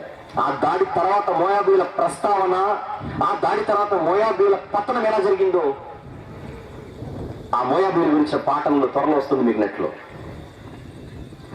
ఆ టైంలో అమ్మోనీయులు ఏం చేశారు వాళ్ళ గురించి కూడా నేను మాట్లాడడం జరిగింది. వాళ్ళందరితో పాటు ఎదోమీయులు కూడా యూదులకు బద్ధ శత్రువులుగా ఏదో పని చేశారు. ఇవన్నీ మనసులో పెట్టుకుంటే ఓబద్య గ్రంథం ఇప్పుడు నేను చివరిగా చెప్పినటువంటి ఈ వర్షాన్ని బేస్ చేసుకుంటే క్రీస్తు పూర్వం సుమారు 585 ప్రాంతంలో వ్రాయబడి ఉంటుంది. అది మనం ఒక కంక్లూజన్కి తీసుకొని రావచ్చు. మనకు 2 పాసిబిలిటీస్ ఉన్నాయి, గుర్తుపెట్టుకోండి. మొదటి అభిప్రాయం, 4 దాడులు ఉన్నాయి, 4 దాడులలో 2 దాడులు మనం పక్కన పెట్టేస్తున్నాం. ఒకటి మూడవ దాడి అమధ్య కాలంలో జరిగింది. ఎందుకు పక్కన పెడుతున్నాం మనం? ఆ దాడి చేసింది అన్యులు కాదు కనుక. ఇక వాళ్ళ గురించి మనం మాట్లాడుకోవాల్సిన అవసరం లేదు. మరొక దాడి రెహబాము కాలం. ఆ రెహబాము కాలంలో జరిగిన దాడిని ఎందుకు పక్కన పెడుతున్నాం మనం? అప్పటికింగా ఎదోమీయులు ఇక్కడ చూపిస్తున్నటువంటి మాటలు కానీ వాళ్ళ పాపాల తీవ్రత గురించి మాట్లాడుతున్నప్పుడు ఇది ఖచ్చితంగా అంత ఎర్లీ స్టేజ్ లో ఉండదు అని మనకు సులభంగా అభిప్రాయం మనకు కలుగుతుంది. ఇక మిగిలిన 2 యెహోరాము కాలంలో జరిగిన ఒక దాడి, నెబుకద్నెజరు కాలంలో జరిగిన ఒక దాడి. ఈ 2 దాడుల్లో ఏ దాడి తర్వాత అయినా కూడా ఈ ఓబద్య గ్రంథం రాయబడి ఉంటుంది. రెండిటికి సమాన అవకాశాలున్నా ఒక 1% మనకు బబులోను దాడి తర్వాత ఇది జరిగింది అనడానికి మనకు అవకాశాలు 1% కనీసం ఎక్కువ కనబడుతున్నాయి. అందుకే ఓబద్య గ్రంథం ఎప్పుడు రాయబడింది అనే ప్రశ్నకు సమాధానంగా మీరు ఇలా రాసుకోవాలి. there are 2 possibilities for the time. 2 అవకాశాలు ఉన్నాయి. ఒకటి క్రీస్తు పూర్వం సుమారు 845, క్రీస్తు పూర్వం సుమారు 845 యెహోరాము కాలంలో జరిగిన దాడిని మనసులో పెట్టుకుంటే, లేదు దీనికి అవకాశాలు ఎక్కువ ఉన్నాయి ఇర్మియా గారి మాటలు కూడా మన మనసులో పెట్టుకుంటే, రెండవది కరెక్ట్ అనుకుంటే క్రీస్తు పూర్వం సుమారు 585 కాలం కోసం మనం మాట్లాడుకున్న విషయాలు ఇవన్నీ కూడా. పరిచయం. ఓబద్య ఎవరు? ఓబద్య అన్న పేరు మీద ఎవరెవరున్నారు? ఈ విషయాలని మనం మాట్లాడుకొని నిన్న ఈ 2వ రోజు మరికొన్ని విషయాలు మాట్లాడుకోవడానికి ముందుకెళ్ళి ఈ గ్రంథంలో ప్రవక్త ఎవరి గురించి రాస్తున్నాడు, ఎవరి భవిష్యత్తును గురించి రాస్తున్నాడు అన్న ప్రశ్నకు సమాధానం ఎదోముగా మన కంటి కనపడింది. ఆ ఎదోమీయులకు మూల పురుషుడు ఎవరో చూస్తున్నాం. ఆయన పుట్టుక గురించి మాట్లాడుకున్నాం, ఆయన అభిరుచుల గురించి మనం మాట్లాడుకున్నాం, ఆయనకు ఒక రంగుతో అనుబంధం ఉంది ఎక్కువగా అనేది మనం చూసాం. ఆయన ఒక అరణ్యవాసిగా ఉన్నాడని మన కళ్ళ ముందు మనము మాట్లాడుకోగలిగాం. ఇక ఎప్పుడు రాయబడింది అన్న ప్రశ్నకు సమాధానంగా ఇంతవరకు మనం మాట్లాడుకున్న దాడుల ప్రస్తావన 11వ వచనం. కాలం నిర్ధారించాలంటే గ్రంథములో ఉన్న 11వ వచనం చాలా కీలకమైనది. కీలకమైన వచనాన్ని మనసులో పెట్టుకొని కాల నిర్ధారణ కోసం మనం చేసిన ప్రయత్నం. ఇక ఈ 2వ రోజు మరొక విషయాన్ని నేను ప్రస్తావించాలి. ఎదోమీయులు ఎందుకు ఇంత భయంకరంగా దేవుడు వారి భవిష్యత్తును రాయించవలసి వచ్చింది? వాళ్ళు ఏం తప్పులు చేశారో, ఎలాంటి తప్పులు చేశారో మిగిలిన 2 రోజులు మనం మాట్లాడుకుంటాం. కానీ ఈ 2వ రోజు మాత్రం ఆ ఎదోమీయుల చరిత్రలో వారి తీరు, వారి ప్రవర్తన, వారి వైఖరి ఎలాగ ఉండినదో, ప్రత్యేకించి యూదులతో వాళ్ళు పెట్టుకున్న శత్రుత్వం, యాకోబు పిల్లలంటే వారు అసహించుకున్నటువంటి పరిస్థితి, ఏ రోజు కూడా వాళ్ళతో స్నేహ బంధాలు కలిగి ఉండాలన్న ఆలోచన ఏమాత్రం లేకోకుండా వాళ్ళ చరిత్ర ఎలా సాగిందో ఈ 2వ రోజు రాత్రి మాట్లాడుకునే తర్వాత ముగించుకుందాం. ముందుగా అన్నదమ్ములు, ఈ 2 జనాంగాలకి మూల పురుషులు ఏశావు, యాకోబులు. వాళ్ళిద్దరు గర్భములోనే పెనుగులాడినట్టుగా ఒక చిన్నపాటి చరిత్ర మనం చూసాం. సరే, జరిగిపోయింది. దేవుడు వారి భవిష్యత్తును తెలియజేయడానికి ఆ పరిస్థితిని చూపించాడు రిబ్కా గారికి. దాని తర్వాత జ్యేష్ఠత్వపు హక్కుని యాకోబు గారు తీసేసుకున్నారు, ఈయన అమ్మేసుకున్నాడు. ఆ తర్వాత యాకోబు గారు తండ్రిని మోసం చేసి ఏశావు గారికి రావాల్సిన దీవెనలను కొట్టేశాడు. ఇవన్నీ కూడా ఏశావు గారిని తినేస్తున్నాయి ప్రతిరోజు ఈ ఆలోచనలన్నీ కూడా. అందుకు ఈ అన్నయ్య తమ్ముడు గురించి ఒక నిర్ణయానికి వచ్చాడు. ఆ నిర్ణయం ఏంటో చూద్దాం. ఆదికాండంలో 27వ అధ్యాయం, దయచేసి ఆదికాండము 27వ అధ్యాయం 41వ వచనం చూద్దాం ఒకసారి. 41. తన తండ్రి యాకోబుకిచ్చిన దీవెన నిమిత్తము ఏశావు అతని మీద పగ పట్టెను. మరియు ఏశావు, నా తండ్రిని గూర్చిన దుఃఖ దినములు సమీపముగా ఉన్నవి, అప్పుడు నా తమ్ముడైన యాకోబును చంపేదననుకోనేను. అనుకున్నాడు మనసులో, ఎప్పటికైనా నా తమ్ముని రక్తాన్ని కళ్ళు చూడందే నేను చావకూడదు అనుకున్నాడు ఏశావు. ఒకనాడు హేబేలు గారిపై అన్నయ్యన కయ్యను ఎలాగైతే పగబట్టాడో అలాంటి పగ ఏశావులో చూస్తున్నాం. న్యాయంగా ఆలోచిస్తే తప్పెవరిది అనుకుంటే ఇద్దరి సైడ్ తప్పు కనపడుతోంది. యాకోబుది అంతా కరెక్ట్ అని చెప్పట్లేదు నేను. జ్యేష్ఠత్వపు హక్కును కాజేశాడు అని యాకోబు గారి గురించి మాట్లాడేటప్పుడు ఈయన ఇచ్చేశాడని కూడా మాట్లాడుకోవాలి. ఈయన ఇచ్చేశాడు అని మనం మాట్లాడుకునేటప్పుడు ఆయన కాజేశాడు అని కూడా మాట్లాడుకోవాలి. దీవెనలు యాకోబుకి వెళ్ళిపోయాయి అని మాట్లాడుకునేటప్పుడు మోసం చేసి ఆ దీవెనలు లాగేసుకున్నాడు అని కూడా మాట్లాడుకోవాలి.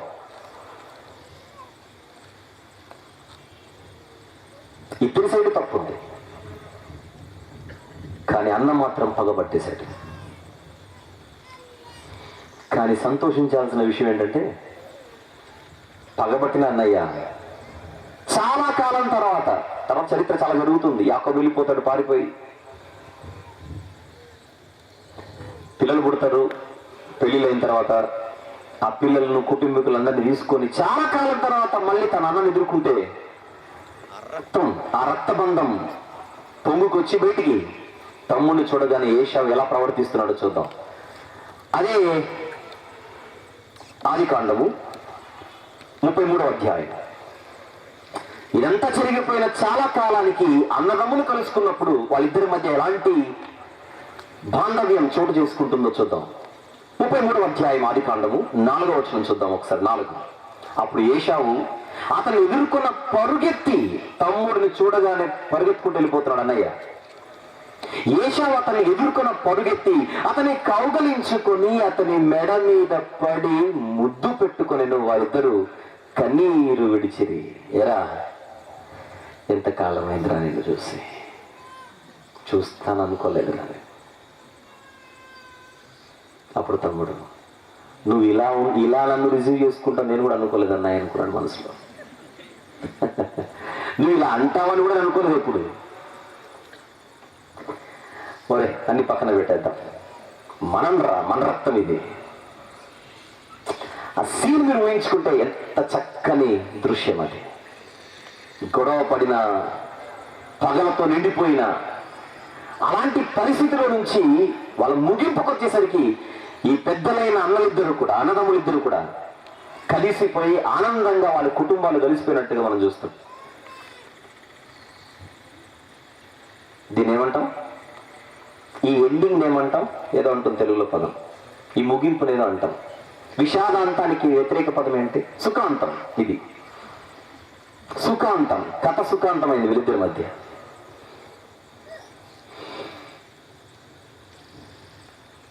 అమ్మయ్య అని ఊపిరి పీల్చుకునే లోపే ఒక భయంకరమైన నిజం బైబిల్లో రాయబడింది. తమ్ముడి మీద ఒకప్పుడు పగ పెట్టుకున్నాడు అన్న, కానీ ఆ పగ చచ్చిపోయింది తర్వాత, ఆ పగ చల్లారిపోయిన తర్వాత ఎదోమీయుల మూలపురుషుడు, ఎదోమీయుల పితరుడు ఏశావు తమ్ముడి మీద ఉన్న పగను చంపేశాడు. కానీ ఏశావు కడుపున పుట్టిన పిల్లలు మాత్రం ఆ పగను చంపలేకపోయారు, ఆ పగను చంపుకోలేకపోయారు.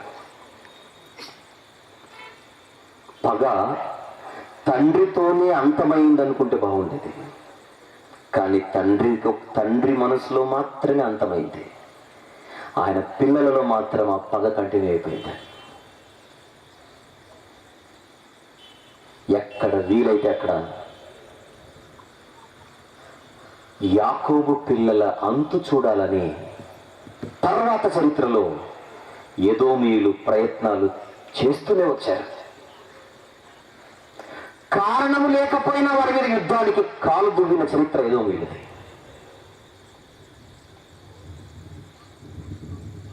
ఉదాహరణ, ఐగుప్తు నుండి ఇశ్రాయేలీలు కనానుకు వెళుతున్న కాలం. వాగ్దాన దేశానికి చాలా సమీపాన ఉన్నారు. ఇప్పుడు ఆ సమీపాన ఉన్నప్పుడు వాళ్ళకు ప్రాంతానికి చేరుకున్నారు. ఆ ప్రాంతం పేరే కాదేషు బర్నేయ. అది దాటిన తర్వాత నెక్స్ట్ వాళ్ళకు తగిలేదే ఎదోము ప్రాంతం. బైబిల్ తెచ్చిన వారు ప్రకటన గ్రంథమైన తర్వాత మీకు 4 మ్యాపులు ఉంటాయి తెలుగు బైబిల్లో. అందులో మొదటి మ్యాప్ ఒకసారి తీయండి. అందులో మొదటి మ్యాప్ తీసారా?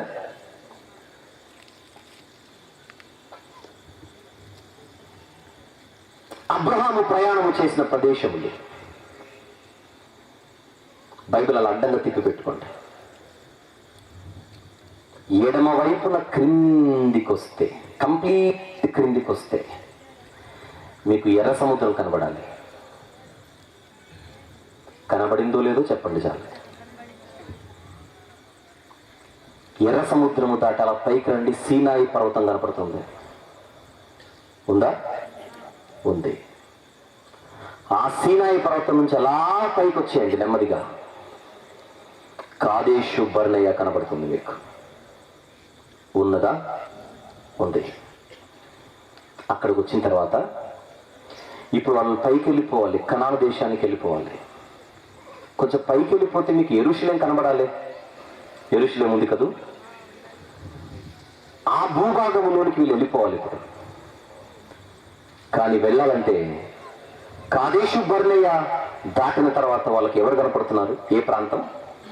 ఎదోము ప్రాంతం. ఆ కాదేషు బర్నేయకు వచ్చిన తర్వాత మోషే గారు ఆ ఎదోము రాజు దగ్గరికి ఒక వినతి, ఒక మనవి చేయడానికి పంపిస్తాడు. రాజా, మేము ఐగుప్తులో దాసులుగా ఉండేవారము, మీకు తెలుసు అది. ఎలాంటి బాధలు అనుభవించేమో మీరు వినే ఉన్నారు. కానీ దేవుడు పితరులకు చేసిన వాగ్దానాన్ని బట్టి మాకు ఒక దేశాన్ని ఇస్తానని వాగ్దానం చేసి ఆ వాగ్దానాన్ని నెరవేర్చుకోవడానికి ఈరోజు మమ్మల్ని తీసుకొని ఇక్కడ వరకు తీసుకొని వచ్చాడు. ఆ వాగ్దాన దేశంలోకి ప్రవేశించాలంటే జస్ట్ మీ దేశాన్ని దాటి మేము ముందుకు వెళ్ళిపోవాలి. మాకు దేవుడు వాగ్దానం చేసిన ఆ దేశంలోనికి వెళ్ళడానికి, మీ దేశము గుండా ప్రయాణం చేయడానికి దయచేసి అనుమతినివ్వండి, పర్మిషన్. ఇన్ని లక్షల మంది దేశము గుండా ప్రయాణం చేస్తే నీ దేశం నాశనం అవుతుందనే భయం నీకుంటే నేను ముందే హామీ ఇస్తున్నాను, పొలాల్లో నుండైనా ద్రాక్ష తోటల మధ్య నుండైనా మేము ప్రయాణం చేయం. రాజమార్గంలోనే ప్రయాణం చేస్తాం, హైవేలోనే చేస్తాం. ఒకవేళ మా వాళ్ళకు కానీ లేదా మా దగ్గర ఉన్న జంతువులకు కానీ, పశువులు ఏవైతే ఉన్నాయో ఆ పశువులకు నీళ్ళు అవసరమైతే, ఒకవేళ మీ దేశంలో నీళ్లు మేము త్రాగవలసి వస్తే వెల ఇచ్చే, ద్రవ్యం ఇచ్చే, డబ్బిచ్చే ఆ నీళ్లు తాగుతాం. మంచి నీళ్లు కూడా ఉచితంగా మీ దేశంలో మేము ముట్టాం. దాటి వెళ్ళడానికి అనుమతినివ్వండి అని మోషే గారు ఒక వినతిని పంపిస్తాడు ఆయనకి. అప్పుడు వెంటనే ఎదోము రాజు, పొరపాటున కూడా మీ గాలి మాకు తగలకూడదని చెప్పాడు. అప్పుడు మోషే గారు మళ్ళీ పంపిస్తాడు, దయచేసి మా అప్లికేషన్ని కన్సిడర్ చేయండి, మా వినతిని ఒక్కసారి ఆలోచించండి అని. ఈసారి వినకుండా ఏకంగా తన సైన్యాన్ని తీసుకొని యుద్ధానికి వస్తాడు. ఏమీ అడగలేదు, ప్రయాణము చేయడానికి అనుమతిని అడిగాడు. అనుమతిని అడిగినందుకు యుద్ధానికి ఎలా వచ్చాడో ఆ ఎదోము రాజు గురించి చూద్దాం. సంఖ్యాకాండం దయచేసి 20వ అధ్యాయం. సంఖ్యాకాండం 20వ అధ్యాయం. మీరు 14 నుండి 21వ వచనం వరకు రాసుకోండి, 21 వరకు. కానీ సందర్భం అర్థం కావడం కోసం చూద్దాం ఒకసారి. 14 నుండి, మోషే కాదేశు నుండి ఎదోము రాజులకు దూతలను పంపి, నీ సహోదరుడు ఇశ్రాయేలు అడుగునదేమనగా, మాకు వచ్చిన కష్టము యావత్తు నీకు తెలిసినది. మా పితరులు ఐగుప్తులకు వెళ్ళి మేము చాలా దినములు ఐగుప్తులు నివసించింది. ఐగుప్తీయులు మమ్మును మా పితరులను శ్రమ పెట్టింది. మేము యెహోవాకు మొరపెట్టగా ఆయన మా మొరను విని దూతను పంపి ఐగుప్తుల నుండి మమ్మల్ని రప్పించెను. ఇదిగో మేము నీ పొలిమేరల చివర కాదేశు పట్టణంలో ఉన్నాము. మమ్మను నీ దేశమును దాటిపోనిమ్ము. పొలములలో బడి అయినను ద్రాక్ష తోటలలో బడి అయినను వెళ్ళము. బావుల నీళ్లు త్రాగము. రాజమార్గంలో నడిచిపోయేదము. నీ పొలిమేరలను దాటి వరకు కుడివైపునకైనను ఎడమ వైపునకైనను తిరగకుండా పోయేదమని చెప్పించెను. ఎదోమీయులు, నీవు నా దేశములో పడి వెళ్ళకూడదు, నేను ఖడ్గముతో నీకు ఎదురుగా వచ్చేదను సుమి అని అతనితో చెప్పగా, ఇశ్రాయేలీయులు, మేము రాజమార్గముననే వెళ్ళదము. నేనును నా పశువులను నీ నీళ్లు త్రాగునెడల వాటి విలువ నిచ్చుకొందము మరేమీ లేదు, కాలినడకనే దాటిపోదుము అంతే అని అతనితో చెప్పినప్పుడు అతడు, నీవు నాయకత్వములో ఇశ్రాయేలీయుల సైన్యం ముందు ఎర్ర సముద్రమే చిన్నదైపోయింది. అంతుంది వీళ్ళకి వెనకాల హిస్టరీ. అంత శక్తి వీళ్ళకున్న ఎదోమీయులతో యుద్ధానికి దిగలేదు. అనుమతినివ్వండి అయ్యా అని అడిగారు 2 సార్లు. ఒకసారి వార్నింగ్ ఇచ్చాడు, రెండోసారి యుద్ధానికి దిగాడు. అలా యుద్ధానికి దిగినప్పుడు ఇశ్రాయేలీయులు ఏం చేస్తున్నారు? యుద్ధం ఎందుకు, మేము వెళ్ళిపోతామని మళ్ళీ రూట్ మార్చి వెళ్ళిపోతున్నారు. ఇశ్రాయేలీయులతో యుద్ధానికి కాలు దువ్వుతున్నది ఎవరిక్కడ? ఎదోమీయులు. కానీ ఎదోమీయులతో యుద్ధము చేయాలన్న ఆలోచన ఎవరికి లేదు? ఇశ్రాయేలీయులకు లేదు. పైపెచ్చు ఎదోమీయుల గురించి దేవుడు ఇశ్రాయేలీయులకు ఏం తెలియజేస్తున్నాడో చూద్దాం. ద్వితీయోపదేశకాండం తీద్దామా? ద్వితీయోపదేశకాండం 23వ అధ్యాయం 23 7వ వచనం చూద్దాం ఒకసారి. 7, ఎదోమీయులు నీ సహోదరులు గనుక వారిని ద్వేషింపకూడదు అని చెబుతున్నాడు. ఏం చెబుతున్నాడు ఇశ్రాయేలీయులకు దేవుడు? నీ సహోదరులను నువ్వు ద్వేషింపకూడదు, వాళ్ళు నీ సహోదరులు. అసలు సహోదరులను ద్వేషింపకూడదు అనే మాట దేవుడు దిగుచి చెప్పాల్సిన అవసరం లేదు. ఆల్రెడీ మనిషికి దేవుడు పుట్టుకతోనే ఏ జ్ఞానం అయితే ఇచ్చాడో ఆ జ్ఞానాన్ని ఉపయోగించిన సహోదరులను ద్వేషింపకూడదు. తెలిసిపోతుంది. బడి పిల్లలకు ప్రతిజ్ఞ నేర్పిస్తారు కదా, ఆ ప్రతిజ్ఞలో ఉన్నదేంటి? భారతీయులందరూ నా సహోదరులు. అందరికీ దేవుడు ఏం చెప్పలేదుగా? దేవుడు చెప్పకపోయినా అందరికీ అందరూ నా సహోదరులే అనే భావన ఎలా కలుగుతుంది మనకు? అది పుట్టుకతో దేవుడిచ్చిన జ్ఞానం, ఇన్బిల్ట్ నాలెడ్జ్, అది ఇన్బిల్ట్ విజ్డమ్. అది మొబైల్ ఫోన్లో ఇన్బిల్ట్ మెమరీ అని ఉంటుంది. ఆల్రెడీ మెమరీ ఉంటుంది దానికి. అది సరిపోదనుకుంటే ఎక్స్టర్నల్ మెమరీ కార్డ్స్ పెట్టుకుంటాం. ఈ దేవుడిచ్చిన జ్ఞానమే. పశువులకు లేని జ్ఞానం, పక్షులకు లేని జ్ఞానం, మిగిలిన ఏ జీవరాశికి లేనంత జ్ఞానం ఈరోజు మనిషి కలిగిన వాడే బతుకుతున్నాడు. అది దేవుడిచ్చిన జ్ఞానం. ఆ జ్ఞానంతో నువ్వు, నేను, మనందరం ఒక జాతికి చెందిన వారమని, మనదంతా ఒకే జాతని, సహోదరులుగా సమాజంలో ఐకమత్యంగా పెరగవలసిన వారమని అర్థం చేసుకోవడానికి మనకు మళ్ళీ స్పెషల్ క్లాసులు అవసరం లేదు.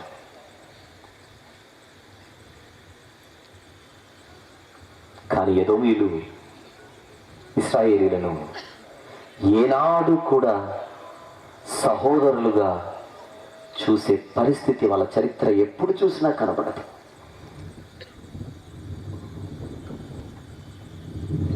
నీ దేశముకుండా వెళతామని అడిగారు, నువ్వు వద్దన్నావు. మళ్ళీ అడిగారు, కుదరదు అంటే అయిపోతుందిగా. ఖడ్గముతో ఎదుర్కొంటానని వార్నింగ్ ఇచ్చావు ఫస్ట్ టైం, ఈసారి ఏకంగా తీసుకొని వచ్చేసారు. అంత పగ ఎందుకు, అంత ద్వేషం ఎందుకు?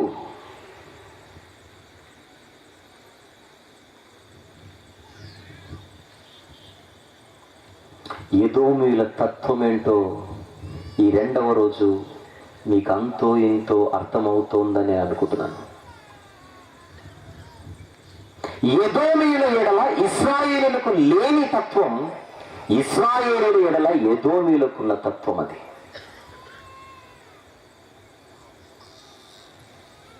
ఐగుప్తీయులను మట్టి కరిపించిన దేవుని పిల్లలు దేవుని మాట విని బయలుదేరి సముద్రాన్ని అవలీలగా దాటొచ్చిన దేవుని పిల్లలు అమాలేకీయులకు చుక్కలు చూపించిన ఇశ్రాయేలీయులు ఎదోమీయులను ఓడించడం ఎంత పని. వాళ్ళ వెనుకల అంత గొప్ప దేవుడు ఉండగా, కానీ వారితో వైరానికి కానీ వారితో యుద్ధానికి కానీ వారు సిద్ధంగా లేరు. కానీ వీరి రక్తాన్ని కళ్ళ చూడాలన్న ఆలోచన ఎదోమీయులలో కనబడుతుంది. అనగా అర్థమేంటి? తమ్ముడి మీద ఉన్న పగ అన్న చంపేశాడు, కానీ ఆ తమ్ముడి పిల్లలపై ఆ అన్నగారి పిల్లలు మాత్రం ఆ పగను చంపుకోలేకపోయారు.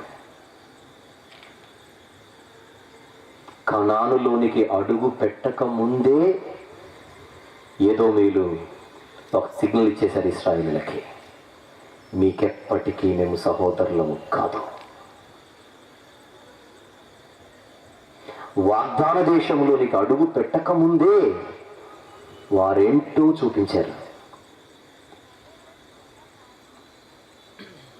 అడుగు పెట్టక ముందే కనీసము ఒక సొంతింటిలోనికి వెళ్ళిపోయే వారిని మనం అభినందిస్తాం. గృహప్రవేశం జరిగేటప్పుడు ఎవరొచ్చినా అభినందిస్తారు, శుభాకాంక్షలు అందిస్తారు, ఏదైనా గిఫ్ట్ ఉంటే గిఫ్ట్ ఇచ్చేస్తారు, పడకపోయినా పలకరించేస్తారు. అంతేనా? పడకపోయినా పలకరింపు అయితే ఉంటుంది.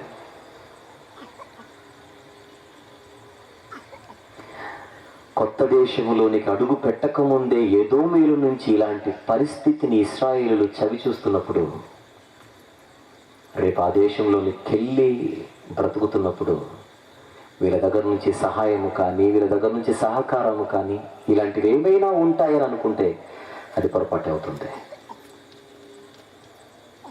కనానులో అడుగు పెట్టకముందు ఏం జరిగిందో మీరు చూశారు. కనానులోనికి అడుగు పెట్టిన తర్వాత ఏం జరుగుతుందో రేపు చూద్దాం. ఇంకా 2 రోజులు ఉన్నాయి. రేపు ఓబద్య గ్రంథములోనికి ప్రవేశం. ఆ గ్రంథాన్ని ఎలా చదువుకోవాలి, ఎలా విభజించుకోవాలి, ఎలా అర్థం చేసుకోవాలి, ఆ గ్రంథానంతటిని అర్థం చేసుకున్న తర్వాత మనమే నేర్చుకోవాలి. ఇలాంటి ప్రశ్నలన్నిటికీ సమాధానమే రేపు ఎల్లుండి. 2 రోజులు వచ్చిన మీరు మిగిలిన 2 రోజులు అంతకంటే గొప్ప సిద్ధపాటుతో వచ్చేయండి. మిగిలిన 2 రోజుల సభల కోసం ప్రార్థించండి. కుదిరితే నిర్వాహకులకు ఏదో ఒక విధంగా సహకరించండి. ఈ 2వ రోజు రాత్రి సందేశం ఇంతటితో ముగింపు. రేపు రాత్రి కలుసుకుందాం. Thank you very much.